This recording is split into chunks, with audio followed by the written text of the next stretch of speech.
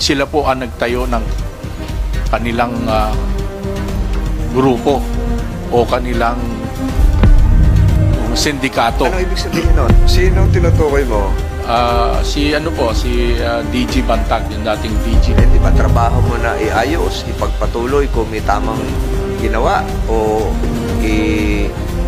Kaya nga, dapat ibintang lahat doon sa nakaraang administrasyon ng Bucor kung ano. Mr. Chair, yung mga kalapati, tapos palalakihin, tuturuan yung mga kalapati maglipad-lipad doon sa paikot.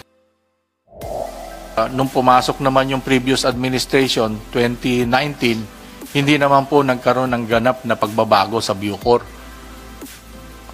Ang kabaliktaran po ang nangyari, nagdala po siya ng tao niya, mga 70, na galing sa labas, galing sa ibang ahensya. Sila po ang nagtayo ng kanilang grupo o kanilang kabal o kanilang sindikato. Ano ibig sabihin nun? Nagtayo ng grupo, hindi consistent sa batas ng 2013, walang in-apply na civil service rules? Opo. Paano makakasweldo yun kung hindi... Kasi po galing po sila sa isang ahensya ng gobyerno. Diretsuhin mo na. Sino Sa tinutukoy mo? BJMP po sila galing. Sinong tinutukoy mo? Si DG Bantag, yung dating DG. So nagtayo siya ng sariling grupo. Nagdala po siya lahat na sabi niya, hindi ko mapagkatiwalaan kayo, pasensya na kayo. So these were detailed? These were... Opo, tinanggal po sila lahat sa posisyon. Hindi po. Paano sila nakapasok? So dapat yun may concurrence. Secondment po. Yun, secondment. Mr. Chair. Meron din prosesong dinaanan. Pero po, nung dinala sila dito, mga ranggo lang po nila, mga tinyente, kapitan, pinapromote po sila ng colonel at saka general. Dahil po ang posisyon na inoccupy nila sa bagong batas ng RA 10575 equivalent to that position. So hanggang ngayon, ay nandun pa sila? Natanggal po sila nung pumasok ako. Paano natanggal? Pinangunahan mo yung pagtatanggal o una po, saan nagbitiw?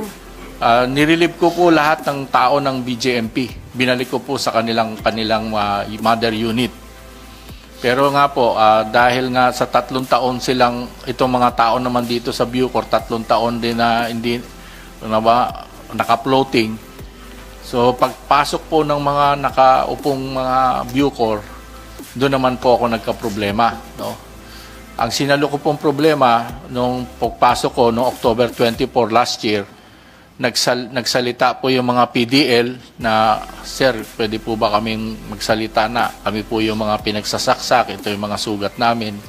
Tapos yung mga Bucor employees din na correctional officers na pinagugulpe ng previous administration, lumabas rin sila, nag-file din po sila ng kaso. Ako naman, na-discover ko na nag-iwan ng pera ng 1 billion pero hindi naman po pala natapos yung project. Pero What you're saying here is that there were lapses during your predecessor's time that led to your present predicament. Hindi pa trabaho mo na iayos, ipagpatuloy kung may tamang ginawa o hindi dapat ibintang lahat doon sa nakaraang administrasyon ng Bucor kung ano yung pagkakamali ngayon. Yun ba ang gusto nating palabasin ngayon? Ang sinasabi ko po, Mr. Chair, hindi naman nagbibintang ako. Yun lang po ang minana ko mga problema. Sa 50 years na nandyan ang Bucor, hindi nagpagawa ni isang kulungan na bago. Pero may sinasabi kang naiwan na 1 bilyon na sino ngayon ang mag-determine, mag-desisyon kung saan gagamitin, ipagpapatuloy mo ba? Medyo malaki-laki yung 1 bilyon. Nag-retrieve po rin ako ng Bureau of Inquiry at kaya nakapag-file po kami ng plunder case kay Bantag. Pero ngayon po, kausap namin yung mga nagpagawa niyan, mga kontratista. Sabi nila, "Sir, tatapusin po namin yan kahit lugi kami." Pero gagawin nga, at least siguro you will be aided by COA reports, audit reports. Hindi naman yung basta-basta, ito mali ang ginawa mo.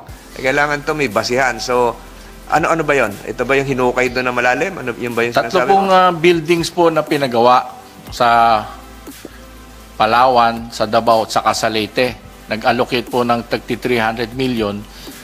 Hindi po natapos pero nakubra na po yung almost 1 billion pati sa CIW at saka sa San Ramon. Nakubra na po yung pera pero 50% lang po ang natapos na mga building. So pag natapos ito, sabi mo tatapusin din ng mga kontraktor, makakaalwan ba doon sinasabi mong 51,000 ngayon na dapat ay 12,000 lang? Makakaalwan Mga po, PDL? Mr. Chair. Mga 5,000 po ang maililipat kung matatapos po yung mga building na yan. Yun naman pala, kailan matatapos yun? Yung isa po, baka end of the year. So, ang pinipresent mo ngayon na reforms ay itutuloy nyo yung mga ginawa dati. Opo, itutuloy po. Yun naman pala. So, kailan inaasahan natin na matatapos ito? Hopefully po, yung dalawang building matatapos this year, pero yung isang building po talaga yung kontratista, wala nang talaga Leyte and Palawan. Palawan at Davao po. Davao, Mr. and Chair. Leyte hindi na matatapos. Hindi na po kasi wala talaga pong pera na may lalabas yung So, contractor. at least 2/3 matatapos. Patuloy niyo ba bang pinapabulaanan yung pinakita nung first hearing na video na involve yung isang hopya na dineliver na Miss Shabu?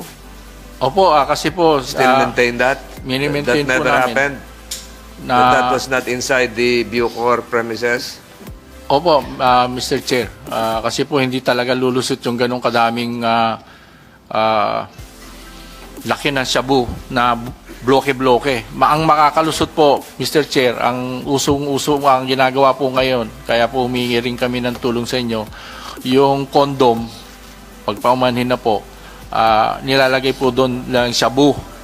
Tapos ilalagay po sa puwerta ng mga babae, hindi naman po namin pwedeng kapkapan yung mga babae, makakasuhan naman po kami ng human rights. Pero yung pong shabu na ipinakita yung video na pinakita na nilagay doon sa ube, hopya, hindi totoo? Hindi po totoo yun kasi pinasalungalingan din po nung dalawang PDL na nahuli, sabi na sila po yung gumagawa ng sachet, nagre-repack. Melvin ba yan? Opo, sila po nagre-repack pero nung prinisenta po naman doon, sila po yung wala naman pong mga tato yung nakita sa video. So walang nangyayaring repacking ng shabu sa Bucor?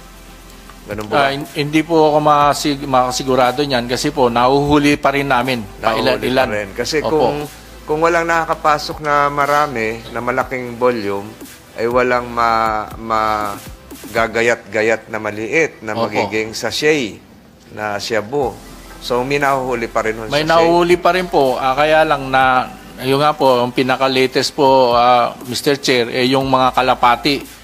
Yung mga bata o mga bisita nila may dalang itlog, i-incubate doon. So after so many years, so many months, mapipisa. Tapos palalakihin, tuturuan yung mga kalapati maglipad-lipad doon sa paikot. Pagdating naman ng mga bisita nila, ibibigay yung kalapati. Tapos matututo na yung kalapati bumalik doon sa kanilang mga pugad. So balikan ko po ulit. Yung nabanggit nyo kaninang amount is just 2 million pesos worth of shabu. Yung pa lang. So, panunungkulan nyo. Pero yun nga po, may utos pa rin po sa akin si Secretary na hanapin pa rin yan. Yung mga, patuloy po kami. Lahat po ng lugar sa Bucor, hinahalugog po namin. Meron pa po kami mga target na iba, ay kakalkalin po namin talaga isa-isa. Kaya, ongoing pa ho yun. Opo. So, masasabi niya pa ho, hindi pa rin shabu, drug-free ang Bilibid. Masasabi ko po, totoo po. Kaya talagang kailangan namin yung mga gamit na hindi talaga medyo may kamahalan Go po. ahead with the presentation of the contrabands apprehended.